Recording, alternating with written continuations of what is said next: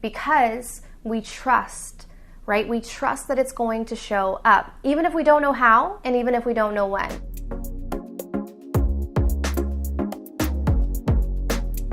Hey everyone, and welcome back to Kaylin Bowman. Be fiercely authentic, live your truth.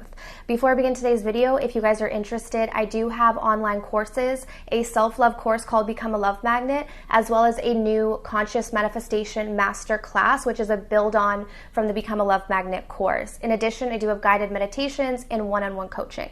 So if you guys are interested in any of that, the information will be down below in the description box. But let's jump into today's video because I really wanted to discuss the idea of attachment and obsession and how that relates to the distorted feminine energy.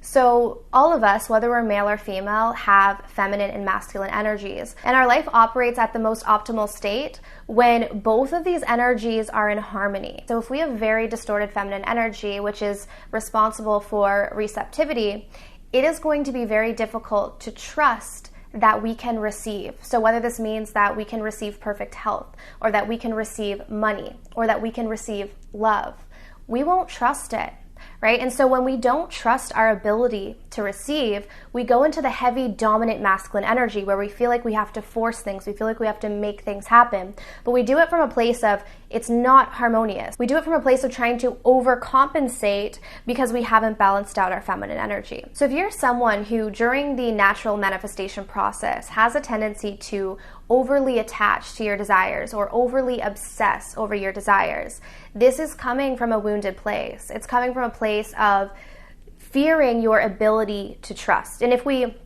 look at the idea of love, right? So if two people come into an experience, polar opposite ideas around love, but still the same core fear of not being able to trust in it, you may have someone who, if they don't trust in love, will chase love, right? So that's more of the anxious attachment. The anxious person will chase love because it's coming from a rooted fear of not trusting that love is going to show up.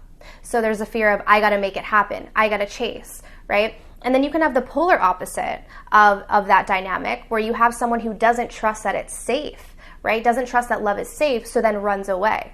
And that's more of the avoidant attachment in love.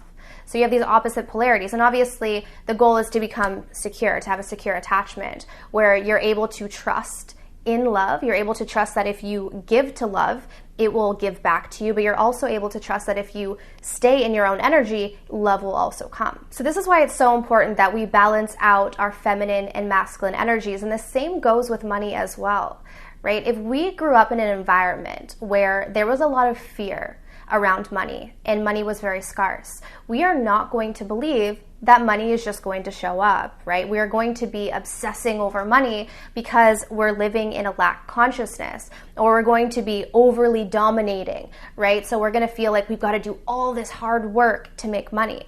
And that's one way to go about it. But there's also a more powerful way to go about making money, which is balancing the masculine and the feminine. So working, right? Inspired action, doing things that feel good to you, but then also being able to take breaks, being able to receive, right? That's why nowadays so many people are now experiencing what is called passive income, where you're making money without having to exert yourself so much. Because if you truly believed money would show up, you would let go.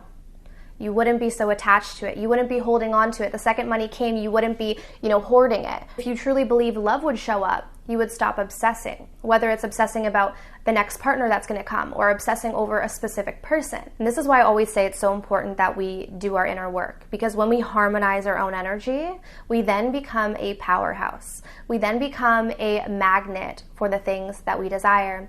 And we don't have to overly attach to anything externally. We don't have to obsess over anything because we trust, right? We trust that it's going to show up, even if we don't know how and even if we don't know when.